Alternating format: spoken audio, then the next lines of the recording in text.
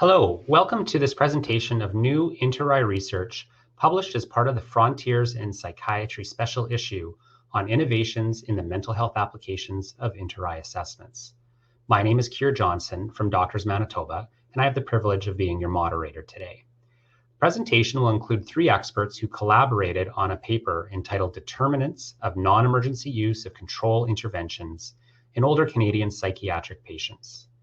We will begin with a brief presentation by Dr. Gary Cheung, who is the lead author of this paper. Gary is a senior lecturer in psychiatry at the University of Auckland in New Zealand and a specialist in old age psychiatry. We'll be joined later on the speaker panel by Dr. John Hirdes, who's a professor in the School of Public Health Sciences at the University of Waterloo. Dr. Hirdes is chair of the interRAI Network for Mental Health and a board member of interRAI. In addition, Dr. Tina Ma, who is the executive director of the Schlegel U Waterloo Research Institute for Aging, will be part of our panel discussion as well. We'll provide a web link to the articles in the special issue at the end of the webinar. Gary, over to you for your presentation.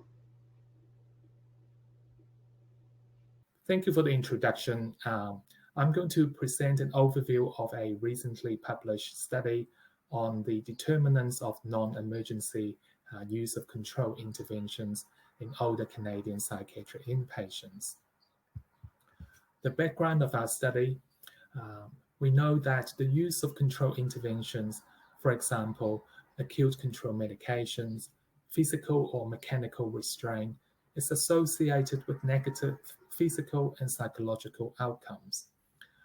The aims of our study are to report the rate of control intervention use in older psychiatric inpatients, age 65 to 84 and age 85 plus, and compare them with younger age groups, age 18 to 44 and age 45 to 64. We want to identify the factors associated with non-emergency control intervention use in older psychiatric patients. The methods we used routinely collected interRAI mental health assessment from 2005 to 2018 in Ontario, Canada. And we used these data to determine the rates of control intervention use. We then perform a logistic regression to examine the socio-demographic and clinical determinants of non-emergency and any use of control interventions. Here are our results. Control intervention use in the four age groups. These results apply to the non-emergency situations. As you can see here, the rates of non-emergency control intervention use increases with age from, you can see from age 65 to 84 and 85 plus. And indeed, 85 plus age group has the highest rate of 13.2%. Then look at determinants of non-emergency control intervention use in older adults. We found that some significant risk factors here, including impairment in activities of daily living, aggression, positive psychotic symptoms, and also cognitive disorders, including delirium, a diagnosis of cognitive disorder, and cognitive impairment. Other risk factors include falls, admissions from long-term care homes, reasons for admissions being danger to self, danger to others, or inability to care for self. So in conclusion, we found a higher rate of non-emergency control intervention use in older psychiatric inpatients, and this is concerning. We need to think about alternative non-pharmacological and person-centered management strategies, how to use these strategies to support older psychiatric inpatients with functional impairment, positive psychotic symptoms, aggression, cognitive impairment, and delirium. We also need to think about the use of control interventions as a quality improvement activity to monitor changes at various service provision levels. Thank you. Thank you very much for that presentation, Gary. We'd like to move into a few questions and answers now from you, and then we'll bring in a few other panelists as well. Your paper talks about control interventions that are used in psychiatric settings. Could you differentiate for our listeners between physical and chemical restraints? Yes. Okay. Yes. So I'll start with chemical restraint, which is simply means the use of medication to sedate the person in order to achieve the outcome. So that's different from physical restraint, which involve physical or manual restraint, usually by staff in this scenario, and sometimes mechanical restraint, and also using chair to prevent rising. Should the ultimate target to be never to use physical or chemical restraints with psychiatric patients, or are there times where their use might be appropriate? Yeah, I think we never say never. Our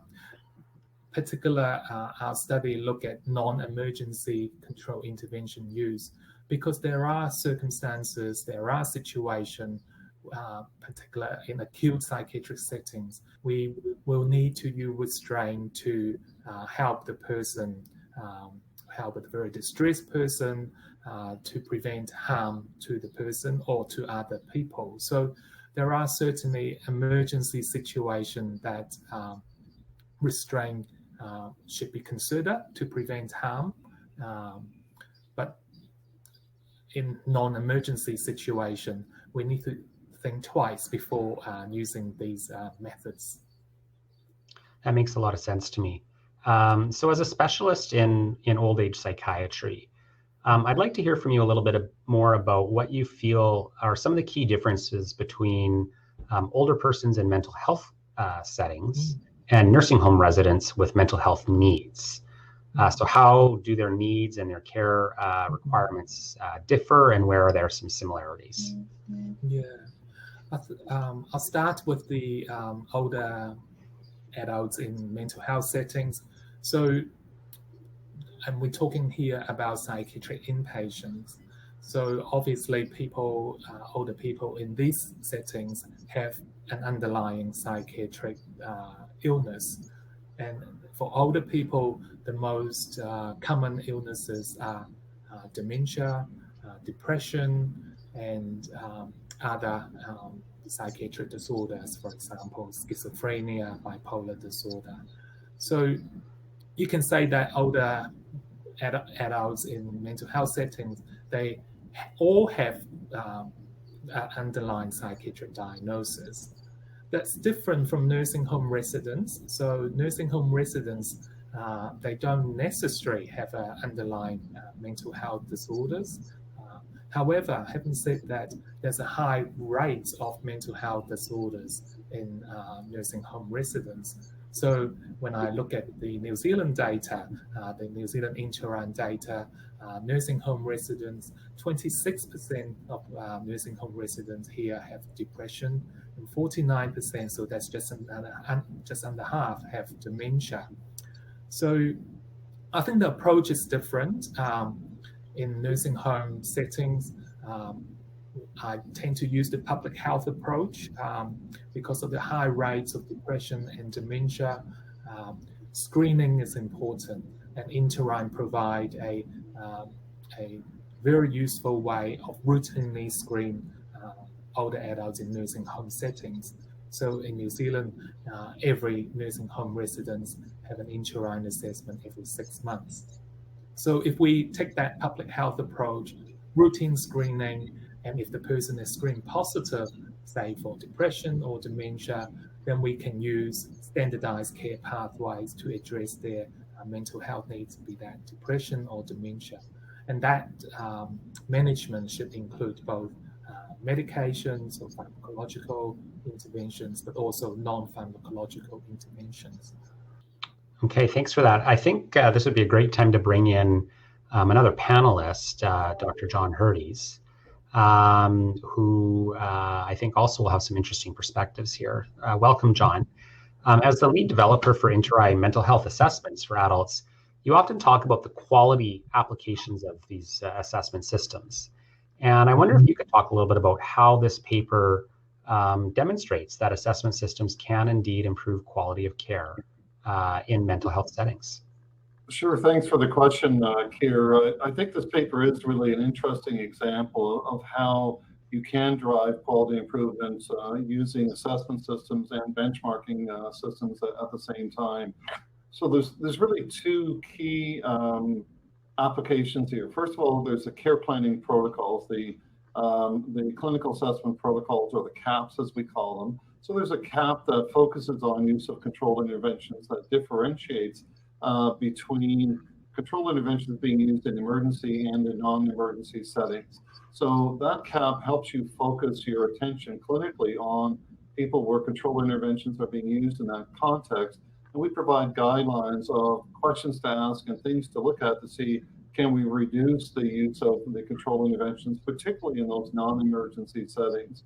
Then the second application is the ability to benchmark data at the aggregated level. So one of the things that's really interesting in this paper is that we were able to control for a variety of factors associated with the use of control interventions, both in emergency and in non-emergency settings. And then we could do temporal analysis to see how that's changed over time. And there's some really interesting trends that we see in the data here.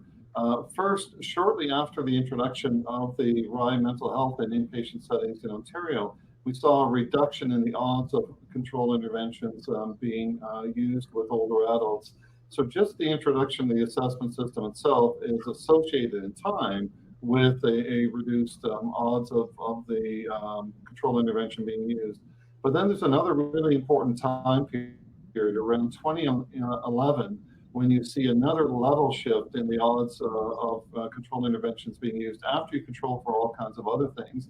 And that timing is associated with the initiation of something called the Mental Health and Addictions Quality Initiative, which was a collaborative effort led by 4 psychiatric hospitals with a specific focus on reduction of restraint use. And it actually shows up quite nicely in the data. So, a shout out to them for great work that they've done, and these data illustrate the impact of their efforts.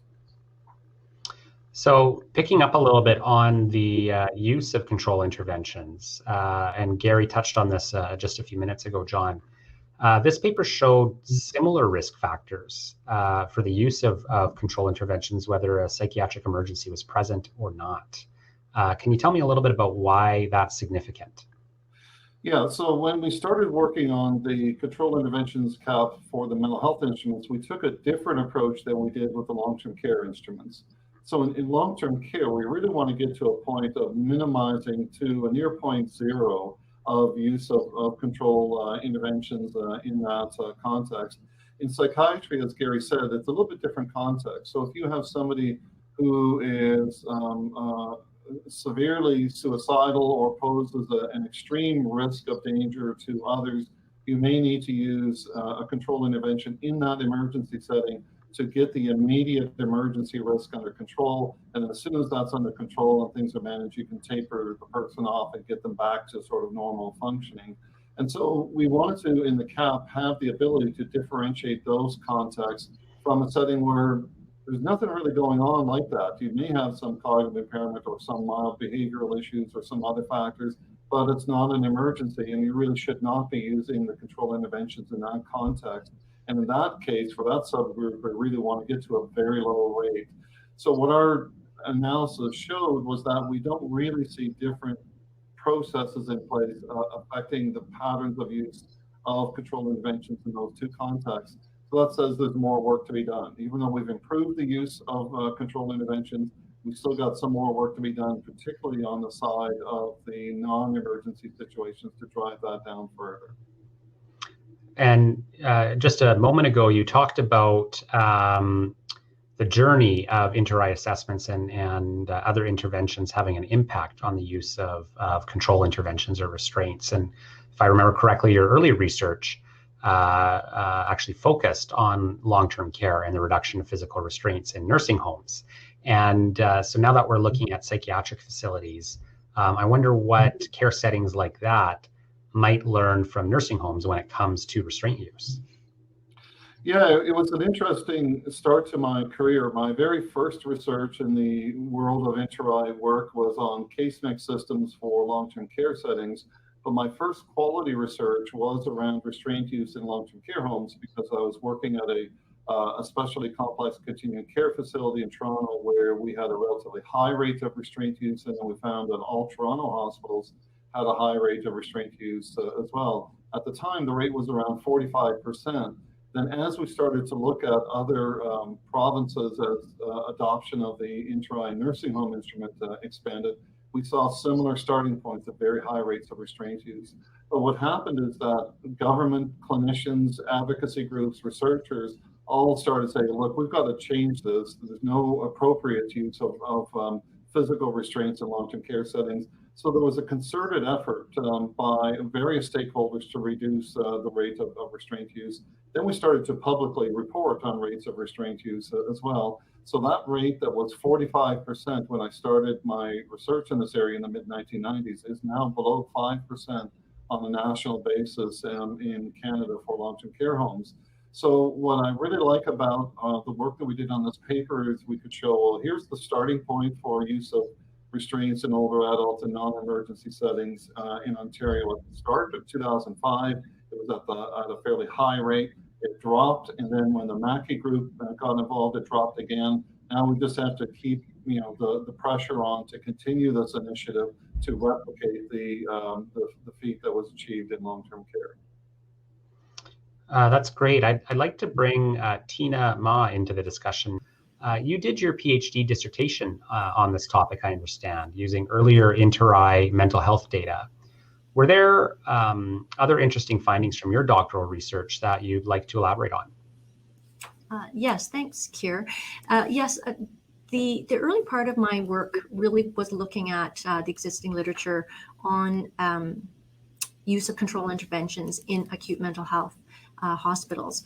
And what I found was that there was actually quite a significant absence of the inclusion of older adults, as if they were not in mental health care or requiring health care related to their mental health. Coming into my study, my research, we really had the privilege of using standardized data set. And the population of interest was the census of Ontario, with the use of the interRAI MH, which really created a very robust opportunity to examine the use of control interventions, in particular in the older adult population. There were gaps in all the other studies, many of the other studies, where there was limitations to data collection, lack of standardization of the process to collect data, and even to the extent where definitions were non-standardized. Specific to the research findings, though, I found it really surprising that ADL function or reduction in independence in ADL function or other functional activities such as instrumental activities of daily living would explain or be an explanatory variable to increased use of control interventions, in particular with the older adult population. And that really caused me to then look further into understanding that there is a significant need to look at adult mental health and subset that population, because the older adult population have different risk factors for control interventions than younger and middle-aged adults. Thanks for that, Tina. Maybe a few questions for the panel generally now. And John, maybe I'll pose the next one to you as a start. I'm wondering if we could talk about some examples of person-centered approaches that could be applied to reduce the inappropriate use of control interventions in the inpatient psychiatry setting. So we had a great discussion in another session recently about person-centered care, and I think this is a concept that feels very relevant to today's topic. John, anything to add on this? Yeah, so I think the principle behind all the CAPs is that once you identify a clinical issue that's being present, you want to get at the roots for why is that issue present, and you don't want to make assumptions of necessarily going in. There's a variety of things you want to look at, And so you want to think about, well, what are the antecedents to a behavior that may be present? What are the consequences of the behavior? How might you be able to change it if there are behavioral factors leading to use of restraint? So if the person's agitated, instead of starting with, okay, well, let's use a restraint or a control intervention, let's sort of think about, okay, what could we do to de-escalate agitation prior to that context? If you're concerned about functional ability and falls, well, the literature is pretty clear that restraints can actually increase fall risk because people get deconditioned, and then when they try to get out of restraint, they may fall trying to get out of the restraint. If you're using a control medication, that may cause cognitive issues that could exacerbate that risk. And one of the interesting things that I recall from Tina's research as well is that there are different types of restraints being used with different populations. So in older adults, there's more chairs that prevent rising, which is often around sort of containing the person in physical space, so maybe to reduce fall risk would be one example. Well, let's think about what physical therapy interventions could be introduced to help deal with fall risk. And if there's a behavioral intervention, well, what are the roots of that behavioral intervention? Let's get the right resources allocated there. So instead of just saying, okay, our option is to now control this behavior with either medication or with a physical restraint, let's look at what the antecedents were that caused the issue in the first place. That makes sense. Gary, do you have anything to add about the application of person-centered approaches to the issue of control intervention use? Yeah, well, perhaps I can share a story. It'd be great. Well, person-centered care is about individualized care. So we were doing a study in a nursing home here, and one of the care staff told us about the story, and I've always remembered this. So this is a person in a nursing home with dementia, and she wouldn't go to have her shower. And this amazing care staff eventually somehow found out that this person with dementia wanted a certain type of shampoo. So she went down the shop and get the right type of shampoo, right brand of shampoo.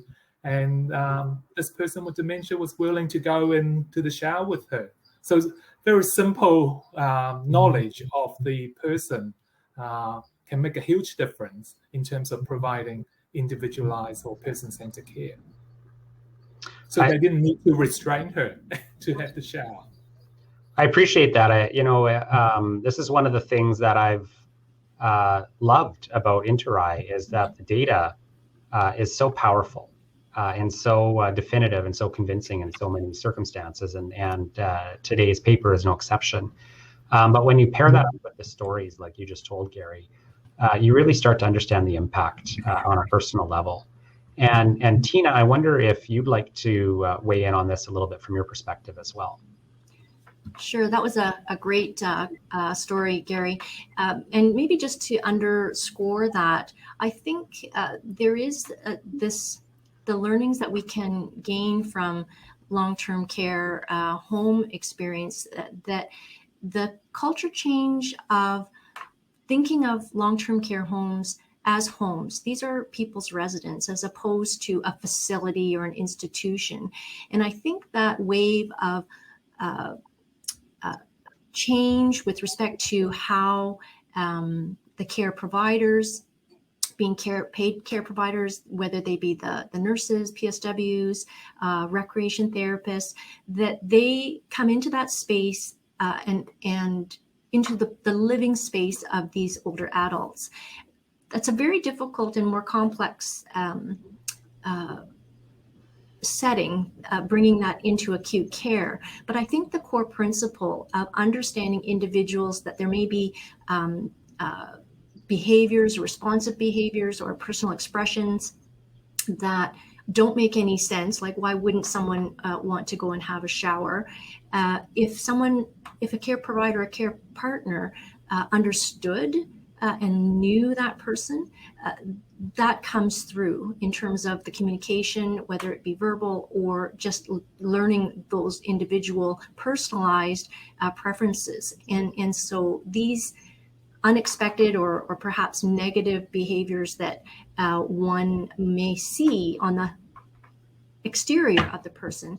It takes perhaps more time and dedication to actually understand what might be causing that, or what the actual communication is, the real message that the person is trying to express. So getting to know residents helps, is kind of a common theme from these stories. And we almost made it through our session today without an acronym that I feel like I need to define, but Tina got us there. So PSW, we call them HPAs in Manitoba. I think it's personal support worker, if I'm not correct, in Ontario, or healthcare aides or attendants, just to make sure everybody's on the same page there.